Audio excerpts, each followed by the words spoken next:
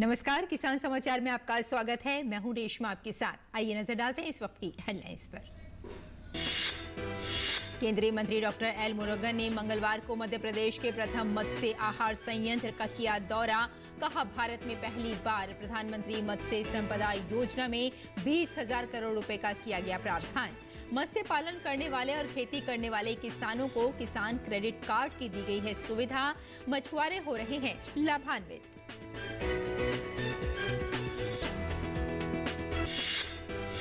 जल जीवन मिशन ने 60% कवरेज की महत्वपूर्ण उपलब्धि की अर्जित।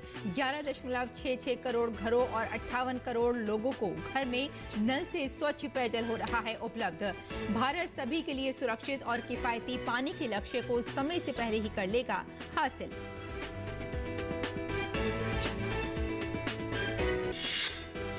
हरियाणा के मुख्यमंत्री मनोहर लाल जनसंवाद कार्यक्रमों के तहत गांवों का कर रहे हैं दौरा। कहा, दादरी और भिवानी जिला सहित 100 गांवों की चकबंदी का चल रहा है काम। किसानों को मेरी फसल मेरा ब्यौरा पोर्टल पर पंजीकरण के लिए सेंटर में नहीं देना है शुल्क। गांव के सभी निवासियों को परिवार पहचान पत्र अपडेट करवाने का किया आह्वान। केंद्रीय भेड़ एवं ऊन अनुसंधान संस्थान बीकानेर मरू क्षेत्रीय परिसर के 50 वर्ष पूरे होने पर संगोष्ठी का किया गया आयोजन। राष्ट्रीय डेयरी अनुसंधान संस्थान करनाल के निदेशक ने कहा, जलवायु परिवर्तन के दौर में गाय, भेड़ और बकरी महत्वपूर्ण। आजादी के बाद अनाज उत्पादन 6 गुना और दुग्ध उत्पादन 12 गुना बढ़ा है। और अब समाचार विस्तार से। केंद्रीय मंत्री डॉक्टर एल मुरुगन मंगलवार को छिंदवाड़ा परासिया के ग्राम भैंसादंड में 2.50 करोड़ रुपए लागत से स्थापित मध्य प्रदेश के प्रथम मत्स्य आहार संयंत्र का अवलोकन किया। उन्होंने मत्स्य आहार संयंत्र के माध्यम से तैयार किए जा रहे मत्स्य आहार और अन्य प्रक्रियाओं पर संतोष व्यक्त करते हुए सराहना की। केंद्रीय राज्य मंत्री डॉक्टर मुरुगन ने इस अवसर पर कहा कि प्रधानमंत्री नरेंद्र मोदी द्वारा मत्स्य मंत्रालय के माध्यम से वर्ष 2014 से अभी तक 9 वर्षों में बजट में बढ़ोतरी कर देश के मत्स्य विकास के लिए 40,000 करोड़ रुपए का निवेश किया गया है। प्रधानमंत्री के नेतृत्व में भारत में पहली बार प्रधानमंत्री मत्स्य संपदा योजना के अंतर्गत 20,000 करोड़ रुपए का प्रावधान किया गया है और इस बजट में मिनी सब प्लान के अंतर्गत 6,000 करोड़ रुपए का प्लान किया है। कुल मिलाकर इस क्षेत्र में 38,000 करोड़ रुपए का निवेश किया गया है। मत्स्य विकास के क्षेत्र में हमारी प्राथमिकता अधोसंरचना विकास के लिए है, जिसमें आहार संयंत्र, storage, ice factory, process unit आदि का निर्माण प्रमुख है। उन्होंने कहा कि प्रधानमंत्री मत्स्य संपदा योजना के अंतर्गत मछुआरों को जहां ऋण उपलब्ध कराया जा रहा है, वहीं 60% अनुदान देकर विभिन्न गतिविधियों को प्रारंभ किया गया है। इस योजना के अंतर्गत बड़ी संख्या में मछुआरे लाभान्वित हो रहे हैं। मत्स्य पालन करने वाले और खेती करने वाले किसानों को किसान क्रेडिट कार्ड की सुविधा उपलब्ध कराई गई है। और केंद्रीय भेड़ एवं ऊन अनुसंधान संस्थान के बीकानेर मरू क्षेत्रीय परिसर के 50 वर्ष पूरे होने पर मंगलवार को कृषक वैज्ञानिक संगोष्ठी का आयोजन किया गया। गोल्डन जुबली समारोह के उद्घाटन समारोह में राष्ट्रीय डेयरी अनुसंधान संस्थान करनाल के निदेशक डॉक्टर धीर सिंह ने कहा कि देश में जलवायु परिवर्तन के दौर में गाय, भेड़ व बकरी आने वाले समय में बहुत महत्वपूर्ण है। उन्होंने कहा कि आजादी के बाद देश अनाज उत्पादन 6 गुना और दुग्ध उत्पादन 12 गुना बढ़ा है। उन्होंने पशुपालकों का आह्वान किया कि वैज्ञानिक पद्धतियां अपनाकर स्वयं सहायता समूह के माध्यम से डेयरी उत्पादों की बड़ी उत्पादन इकाइयां लगाकर विपणन कार्य करें, क्योंकि राजस्थान आज दुग्ध उत्पादन में अव्वल है। केंद्रीय भेड़ एवं ऊन अनुसंधान संस्थान अविका नगर के निदेशक डॉक्टर अरुण कुमार तोमर ने कहा कि भेड़ और बकरी पालन विपरीत जलवायु परिस्थितियों में किसानों और पशुपालकों के लिए वरदान सिद्ध हुआ है। भेड़ एक 5 सितारा पशु है, जिससे ऊन, खाद, दूध, मांस और गलीचे तैयार होते हैं। ARC बीकानेर यहाँ का 50वां यानी कि गोल्डन जुबली स्थापना दिवस है। हम लोग इसको आज यहाँ सेलिब्रेट कर रहे हैं, जिससे हमारे स्टाफ को प्रोत्साहन मिले और यह आयोजन हम किसानों के साथ मिलकर कर रहे हैं। आपको जानकारी होगी कि हमारे देश को कारपेट से लगभग 12,000 करोड़ रुपए की एक्सपोर्ट करने पे आमदनी होती है। हमारे इस संस्थान से लगातार किसानों का आना जाना जुड़ा रहता है। समय समय पर निःशुल्क और रियायती कीमत पर अच्छे पशुओं को उनको उपलब्ध कराते हैं ताकि उनकी रेवड़ में भी आनुवंशिक सुधार किया जा सके। साथ ही उनको डेली की जो उपयोग की चीज़ें हैं वो उपलब्ध कराते हैं। और हमारा जो उद्देश्य है, हमारे प्रधानमंत्री का जो उद्देश्य है कि किसानों की, भेड़ पालकों की आय कैसे बढ़े, दुगनी हो, तो इस तरह के आयोजन जो स्थापना दिवस पे हम लोग कर रहे हैं ताकि किसानों तक हमारी नई नई तकनीकों को पहुंचाया जा सके। और हरियाणा के मुख्यमंत्री मनोहर लाल द्वारा जनसंवाद कार्यक्रमों के तीसरे दिन मंगलवार को भिवानी जिला के कस्बा तोशाम के विभिन्न गांवों का दौरा किया। मुख्यमंत्री ने कहा कि मेरी फसल मेरा ब्यूरो पोर्टल पर पंजीकरण करवाने के लिए CSC सेंटर में किसानों को कोई शुल्क नहीं देना है। CSC सेंटरों का रजिस्ट्रेशन राशि सरकार प्रदान करेगी। इस दौरान गांव संडवा में जनसंवाद कार्यक्रम के दौरान मुख्यमंत्री मनोहर लाल ने सरपंच से सरकार की ई-टेंडरिंग प्रणाली के बारे में पूछा। इस पर ग्रामीणों ने हाथ खड़े कर ई-टेंडरिंग का समर्थन किया। उन्होंने कहा कि दादरी और भिवानी जिला सहित 100 गांवों की चकबंदी का कार्य चल रहा है। इसे अगले 1 साल में पूरा करवा दिया जाएगा। मुख्यमंत्री ने बताया कि गांव संडवा में अगले 1 साल के दौरान 1 करोड़ 40 लाख के विकास कार्य करवाए जाएंगे। उन्होंने इस बात पर जोर दिया कि गांव के सभी निवासी अपना परिवार पहचान पत्र अपडेट करवा लें। बढ़ी हुई आबादी के अनुसार ही सरकार गांव में ग्रांट भिजवाई जाएगी। तो शाम क्षेत्र में पेयजल आपूर्ति की समस्या का समाधान भी किया जाएगा। आगे बढ़ते हैं। देश में जल जीवन मिशन के तहत मंगलवार तक 60% ग्रामीण परिवारों को नल के माध्यम से स्वच्छ पेयजल उपलब्ध होने लगा है। भारत में 1.55 लाख से अधिक गांवों को अब हर घर जल पहुंच रहा है, यानी इन गांवों के प्रत्येक घर के अपने परिसर में नल के माध्यम से स्वच्छ पेयजल की सुविधा उपलब्ध है। जल शक्ति मंत्रालय ने बताया कि चालू वर्ष में जनवरी से मार्च 2023 तक जल जीवन मिशन के तहत प्रति सेकंड 1 नल कनेक्शन प्रदान किया गया है। 2023 के पहले 3 महीनों के दौरान प्रतिदिन औसत रूप से 86,894 नए नल जल कनेक्शन प्रदान किए गए हैं। जल जीवन मिशन कई तरह से समाज को प्रभावित कर रहा है। नियमित रूप से नल के पानी की आपूर्ति से महिलाओं और युवा लड़कियों को अपने दैनिक घरेलू जरूरतों को पूरा करने के लिए बड़ी मात्रा में पानी ढोने की मेहनत से राहत मिल रही है। दूसरी तरफ महिलाएं पानी इकट्ठा करने से बचाए गए समय का उपयोग आय सृजन गतिविधियों के लिए, नए कौशल सीखने और अपने बच्चों की शिक्षा में सहायता के लिए कर सकती हैं।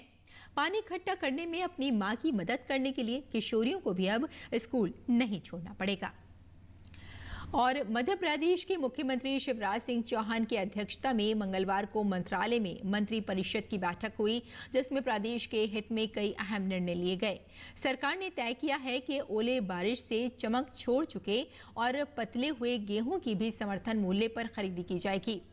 गृह मंत्री नरोत्तम मिश्रा ने बैठक में लिए गए निर्णयों की जानकारी देते हुए बताया कि ओला पीड़ित किसानों को 32,000 रुपए हेक्टेयर के हिसाब से मुआवजा दिया जाएगा।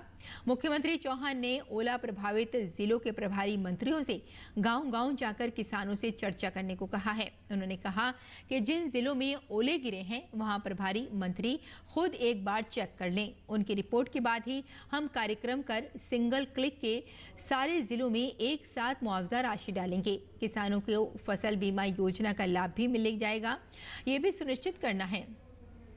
मुख्यमंत्री ने बैठक में मंत्रियों को जानकारी दी कि 10% तक चमक विहीन गेहूं समर्थन मूल्य पर उपार्जन करने की केंद्र से मंजूरी मिली है। 10% से अधिक चमक विहीन गेहूं खरीदने पर प्रति क्विंटल 5 रुपए 31 पैसे का नुकसान सरकार को उठाना होगा। इस संदर्भ में खाद्य नागरिक आपूर्ति विभाग ने कलेक्टरों को निर्देश दिए हैं। इस वर्ष 80 लाख टन गेहूं खरीदने की तैयारी की है। और प्रधानमंत्री नरेंद्र मोदी के संसदीय क्षेत्र काशी की 4 और उत्पादों को जी टैग मिला है। इसके साथ ही इस क्षेत्र के नाम कुल 22 GI उत्पाद दर्ज हो गए हैं। बनारसी पान को भी GI टैग में दर्ज किया गया है, जिसको लेकर वाराणसी के पान विक्रेताओं और पान खाने वालों में काफी उत्साह है। डीडी न्यूज से खास बातचीत की पान विक्रेता और पान के शौकीनों ने। मैं 50 वर्षों से यहाँ पान खा रहा हूँ। पान हमारे संस्कृति से जुड़ा हुआ है। जैसे आजकल माउथ फ्रेशनर लोग यूज़ करते हैं, प्राचीन काल में पान ही से माउथ फ्रेश करते थे लोग। ये तो बहुत बड़ी बात है और ये सौभाग्य की बात है कि बनारस के लंगड़ा आम को, बैगन को, पान को GI टैग मिला। इससे और बड़ी सौभाग्य की बात काशी के लिए क्या हो सकती है। शुद्धता और स्वच्छता दो चीज़ों का हम लोग जो है तो विशेष ध्यान दिया जाता है और अपने पान के अंदर आयुर्वेदिक पद्धति से इसके सभी मटीरियल को तैयार किया जाता है। सबसे शुभ चीज़ जो है पान होता है और हर मांगलिक कार्य के लिए लोग व्यक्ति जो है सबसे पहले पान का ही प्रयोग करते हैं। और बनारस को GI या तो अपने आप में शुरू से ही बनारसी पान जो है तो अपने आप में विश्व प्रसिद्ध था और विदेशों में भी जो है लोग जो है तमाम जैसे जो अमेरिका में यहाँ के लोग गए हुए हैं बनारसी पान का जो है सैंपल लगा करके वहाँ पर जो लोग जो है उसका जो है दुकान अपना खोले हुए हैं। इसलिए जो है बनारस को जो है GI से जोड़ा गया है पान के व्यवसाय को। इससे हम लोगों को बहुत जो है आनंदित और हर्षित है जो है और बहुत खुशी की बात है। तो काशी के 4 और उत्पादों को GI टैग मिल चुका है। आगे बढ़ते हैं। धरती पर ऊर्जा का मुख्य स्रोत सूर्य है और सूर्य की किरणों को सौर ऊर्जा पैनल के माध्यम से बिजली में परिवर्तित कर स्वरोजगार का साधन बनाया जा सकता है। ऐसा ही कुछ कर दिखाया है जिला चंबा के होनहार युवा विवेक ठाकुर ने, जिन्होंने सौर ऊर्जा में निवेश कर अपने भविष्य को सशक्त बनाया है। एक रिपोर्ट। दिल में कुछ कर गुजरने की तमन्ना हो तो कोई भी काम आसानी से किया जा सकता है। कुछ ऐसा ही कर दिखाया है भटियात विधानसभा क्षेत्र के मेल गांव के रहने वाले विवेक ठाकुर ने। उन्होंने अपनी बंजर भूमि में हिम ऊर्जा योजना के तहत ground mounted solar power plant लगाया है। अब यही सोलर पावर प्रोजेक्ट उनके लिए स्वरोजगार का साधन बन गया है। प्रोजेक्ट हमने 2019 में अप्लाई करा था और फिर हमारा उसी के दौरान हिम ऊर्जा में अप्लाई करने के दौरान ये प्रोजेक्ट हमें सैंक्शन हुआ, जिसमें कि थ्रू आउट हिमाचल के 20 मेगावाट तक प्रोजेक्ट अलॉट होने थे। और ये डिस्ट्रिक्ट चंबा का फर्स्ट प्रोजेक्ट है जो यहाँ पर मेल गांव में लगा है। ये आधा मेगावाट का प्रोजेक्ट है 500 किलोवाट का। तो ये हमें गर्मियों के दिनों में काफ़ी जनरेशन देता है, काफ़ी फ़ायदा देता है। साथ में इसमें हमने 3 से 4 लोगों को, लोकल्स को ही आजीविका प्रोवाइड करवाया है। और साथ में ये 25 ईयर तक हिमाचल स्टेट गवर्नमेंट इलेक्ट्रिसिटी के साथ हमारा PPA हुआ है और जिसमें कि वो पर यूनिट हमसे 3.38 के हिसाब से परचेज़ कर रहे हैं, जो कि 25 ईयर तक वो परचेज़ करेगा और ये काफ़ी अच्छा है। इस सोलर प्रोजेक्ट में 710 मोनोवोल्टिक प्लेटें लगी हैं, जिन पर सूर्य की रोशनी पड़ती है और इन प्लेटों के माध्यम से सौर ऊर्जा विद्युत ऊर्जा में रूपांतरित होकर ट्रांसफार्मर में जाकर ऑन ग्रिड के माध्यम से राज्य विद्युत बोर्ड को भेज दी जाती है। राज्य विद्युत बोर्ड के साथ 25 वर्ष के लिए बिजली खरीद का समझौता हुआ है, जिससे विवेक अब बेहतर आमदनी अर्जित कर रहे हैं। इतना ही नहीं, विवेक ने यहाँ कई लोगों को रोजगार से भी जोड़ा है। प्रोजेक्ट की मदद से हमें रोजगार का साधन प्राप्त हुआ है और प्रोजेक्ट अच्छा काम कर रहा है, लोगों को बिजली की सुविधाएं प्रदान कर रहा है। गौरतलब है कि सौर ऊर्जा से बनने वाली बिजली से जहां पर्यावरण को कोई नुकसान नहीं पहुंचता है, वहीं बेरोजगार युवाओं को स्वरोजगार से जुड़ने की दिशा में ये एक बेहतरीन प्रयास है। चंबा से विकास ठाकुर की रिपोर्ट, DD न्यूज। वन्य जीव संरक्षण की दिशा में प्रोजेक्ट टाइगर और प्रोजेक्ट एलिफेंट की सफलता भारत सरकार के लिए एक शानदार उपलब्धि है। दोनों योजनाओं को ज्यादा प्रभावकारी और इसके संचालन व्यवस्था को कुशल बनाने के लिए सरकार ने दोनों अहम परियोजनाओं के वित्तीय खर्च को एक पहल के अंतर्गत एकीकृत करने का निर्णय लिया है। यानी अब प्रोजेक्ट टाइगर और प्रोजेक्ट एलिफेंट को मिलने वाली वित्तीय मदद एक योजना के तहत प्रदान की जाएगी।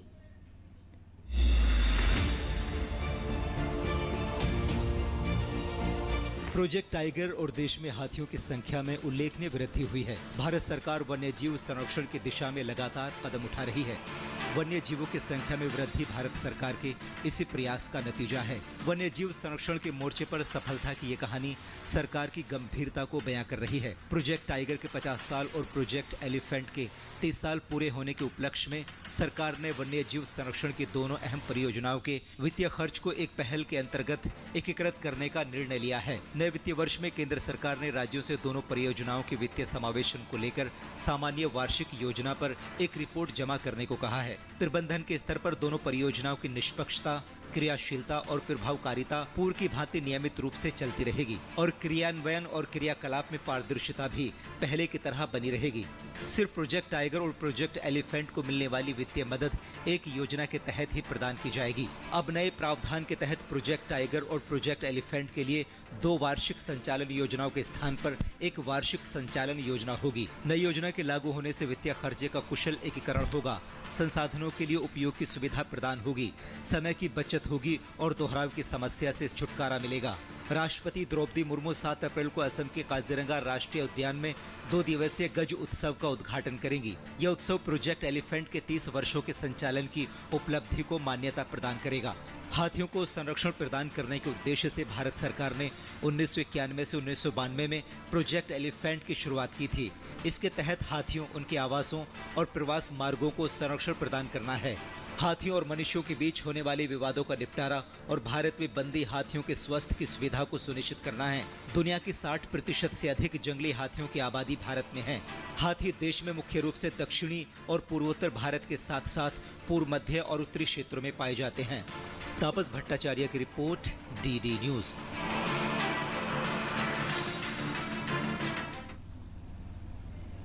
और आइए अब बात करते हैं मंडी भाव की और जानते हैं कि देश भर की मंडियों में क्या रहा भाव।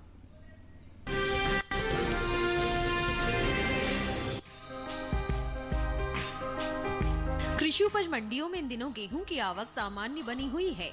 भाव पर नजर डालें तो धोराजी मंडी में गेहूं के सौदे मजबूती के साथ हुए, वहीं फतेहपुर मंडी में नरमी रही, जबकि अशोकनगर और पुणे मंडी में इस दौरान गेहूं के भाव में कोई बदलाव देखने को नहीं मिला।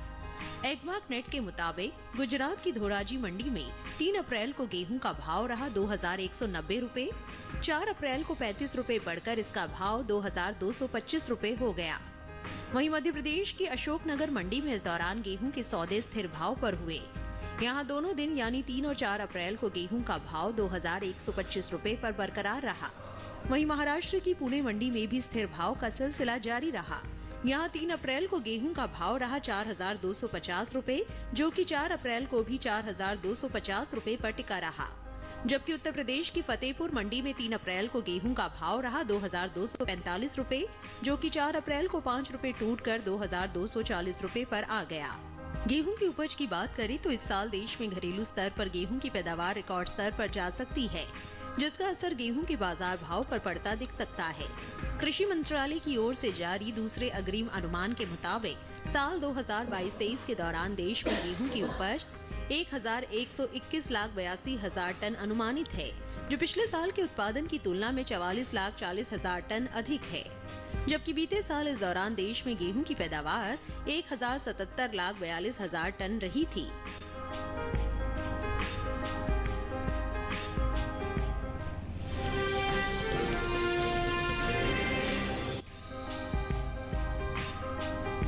कृषि उपज मंडियों में इन दिनों उड़द की आवक सामान्य बनी हुई है। भाव पर नजर डालें तो राजकोट मंडी में भाव बढ़े तो वहीं बहराइच मंडी में उड़द के सौदे नरमी के साथ हुए, जबकि पुणे मंडी में इस दौरान उड़द के भाव में कोई बदलाव देखने को नहीं मिला। एग्मार्क नेट के मुताबिक गुजरात की राजकोट मंडी में 3 अप्रैल को उड़द का भाव रहा 6,900 रुपए, जो कि 4 अप्रैल को 50 रुपए की मजबूती के बाद 6,950 रुपए पर पहुंच गया। महाराष्ट्र की पुणे मंडी में 3 अप्रैल को उड़द का भाव रहा 8,200 रुपए, 4 अप्रैल को इसके भाव में कोई बदलाव देखने को नहीं मिला और भाव 8,200 रुपए पर बरकरार रहा। उत्तर प्रदेश की बहराइच मंडी में इस दौरान उड़द के सौदों में कमजोरी के साथ कारोबार हुआ। 3 अप्रैल को यहां उड़द का भाव था 7,510 रुपए, 4 अप्रैल को इसके सौदे 10 रुपए टूटकर 7,500 रुपए पर हुए। जबकि राजस्थान की कोटा मंडी में मंगलवार को उड़द का कारोबार 6,800 रुपए पर हुआ। बात कुल दलहन की पैदावार की करें तो घरेलू स्तर पर इस साल कुल दलहन की रिकॉर्ड पैदावार होने का अनुमान जताया गया है। कृषि मंत्रालय के दूसरे अग्रिम अनुमान के मुताबिक देश में साल 2022-23 के दौरान कुल दलहन की पैदावार 278,10,000 टन होने की उम्मीद है, जो पिछले साल के 273,02,000 टन उत्पादन की तुलना में 5,08,000 टन और बीते 5 वर्षों के औसत दलहन उत्पादन की तुलना में 31,54,000 टन अधिक है।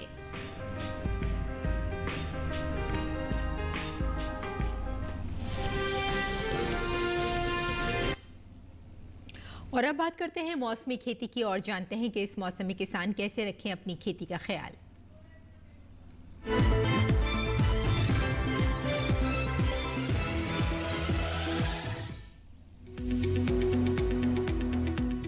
कर्नाटक में गन्ने की कटाई करें, साथ ही गेहूं की कटाई कर सकते हैं। यहाँ मूंगफली की खुदाई करें। इसके अलावा टमाटर के खेत में सिंचाई करते रहें। टमाटर की तुड़ाई भी कर लें। वहीं बैंगन के खेत में सिंचाई कर सकते हैं। अभी लाल मिर्च के खेत में भी सिंचाई कर ले। कर्नाटक में आम के बागों में सिंचाई करें। आम के बागों से खरपतवार निकालें। आम के बागों में ही पर्याप्त नमी बनाए रखें। किसान अमरूद के बागों में जरूरी उर्वरक डालें।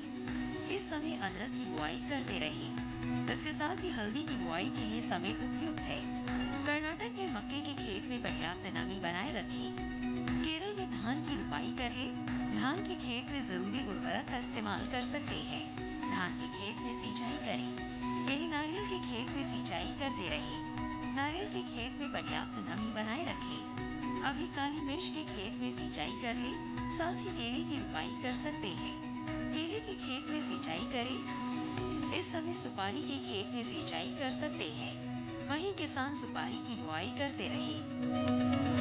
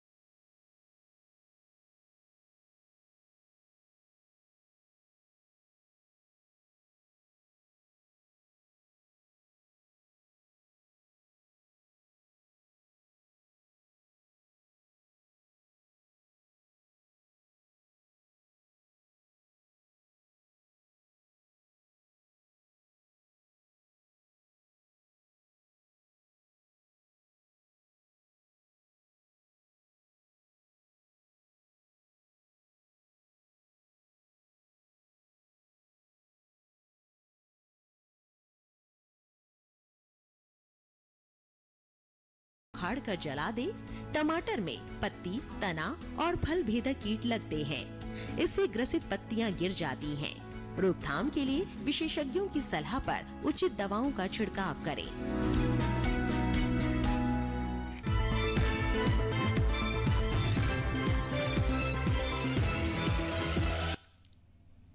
और खेती किसानी के साथ साथ आइए नजर डाल लेते हैं कुछ और महत्वपूर्ण खबरों पर। खास खबर में केंद्रीय मंत्री और भाजपा नेता ज्योतिरादित्य सिंधिया ने कांग्रेस पर जमकर हमला किया। ज्योतिरादित्य सिंधिया ने कहा कि राहुल गांधी जब जमानत के लिए गए तब कांग्रेस पार्टी ने अदालत के ऊपर दबाव बनाने का प्रयास किया। सिंधिया ने कहा कि कांग्रेस पार्टी ने व्यक्ति विशेष के लिए लोगों के आम जीवन में रुकावटें पैदा की हैं। सिक्किम में हिमस्खलन से लापता लोगों की तलाश करने के लिए तलाशी और बचाव अभियान फिर से शुरू हो गया है। चांगू झील और नाथुला के लोकप्रिय पर्यटन स्थलों को जोड़ने वाले गंगटोक नाथुला जवाहरलाल नेहरू मार्ग पर हादसे में 7 लोगों की मौत हो गई। 20 से 30 पर्यटक सहित 6 वाहनों के बर्फ में दबे होने की आशंका है। केरल के न्यूज चैनल मीडिया वन को सिक्योरिटी क्लियरेंस न देने का गृह मंत्रालय के निर्णय को सुप्रीम कोर्ट ने रद्द कर दिया है। सीजेआई ने कहा कि किसी मीडिया संगठन के आलोचनात्मक विचारों को सत्ता विरोधी नहीं कहा जा सकता है। केंद्र ने मीडिया वन को दिए गए सिक्योरिटी क्लियरेंस को वापस ले लिया था और चैनल के प्रसारण पर रोक लगा दी थी। देश में कोरोना के बढ़ते मामलों पर सुप्रीम कोर्ट ने चिंता जताई है। मुख्य न्यायाधीश DY चंद्रचूड़ ने कहा कि बढ़ते कोरोना मामलों को देखते हुए वकील वर्चुअल रूप से पेश होने के लिए स्वतंत्र हैं। FBI की मदद से मैक्सिको में दिल्ली पुलिस द्वारा गिरफ्तार किए गए टॉप गैंगस्टर दीपक बॉक्सर को आज दिल्ली लाया गया। दिल्ली पुलिस ने देश से बाहर जाकर पहली बार किसी गैंगस्टर को पकड़ा है। बॉक्सर सिविल लाइंस इलाके में हुई बिल्डर की हत्या में वांछित था। तेलंगाना भाजपा के प्रदेश अध्यक्ष और लोकसभा सांसद बंदी संजय को गिरफ्तार कर लिया गया। उन्हें करीमनगर में उनके रिश्तेदार के घर से गिरफ्तार किया गया। गौरतलब है कि 10वीं कक्षा के बोर्ड के पेपर लीक होने की सूचना मिलने के बाद बंदी संजय ने राज्य सरकार पर पारदर्शी तरीके से परीक्षा आयोजित करने में नाकाम रहने का आरोप लगाया था। केंद्रीय मंत्री सर्बानंद सोनोवाल ने मेजर ध्यानचंद राष्ट्रीय स्टेडियम में 68वें राष्ट्रीय समुद्री दिवस समारोह में भाग लिया। सर्बानंद सोनोवाल ने मैरीटाइम अवेयरनेस वॉकथॉन को हरी झंडी दिखाकर रवाना किया। विश्व बैंक ने कहा है कि वित्त वर्ष 2023-24 के दौरान मुद्रास्फीति घटकर 5.2% पर आ जाएगी। इससे पिछले वित्त वर्ष में ये 6.6% थी। विश्व बैंक ने अपनी एक रिपोर्ट में यह अनुमान भी व्यक्त किया है कि चालू वित्त वर्ष में देश का चालू खाता घाटा भी इससे पूर्व वित्त वर्ष के लिए अनुमानित 3% से घटकर सकल घरेलू उत्पाद के 2.1% पर आ जाएगा। स्टैंड अप इंडिया योजना के 7 वर्ष पूरे हो गए हैं। इस योजना का उद्देश्य महिलाओं एवं अनुसूचित जाति और अनुसूचित जनजाति के समुदायों में उद्यमिता को बढ़ावा देना है। विनिर्माण, सेवा या व्यापार क्षेत्र और कृषि से संबंधित गतिविधि के क्षेत्र में ग्रीनफील्ड उद्यमियों के लिए ऋण प्रदान करना है। कोरोना के बढ़ते मामलों पर रोकथाम लगाने के लिए देश के तमाम राज्यों में विशेष प्रबंधन किए जा रहे हैं। उत्तर प्रदेश में गौतम बुद्ध नगर के डीएम मनीष कुमार वर्मा ने कहा कि कोरोना को लेकर संबंधित अधिकारियों के साथ विस्तृत समीक्षा बैठक हुई। अस्पताल, एम्बुलेंस, सैनिटाइजेशन समेत सभी व्यवस्थाएं दुरुस्त हैं। तो किसान समाचार में फिलहाल इतना ही। अनुमति दें। नमस्कार।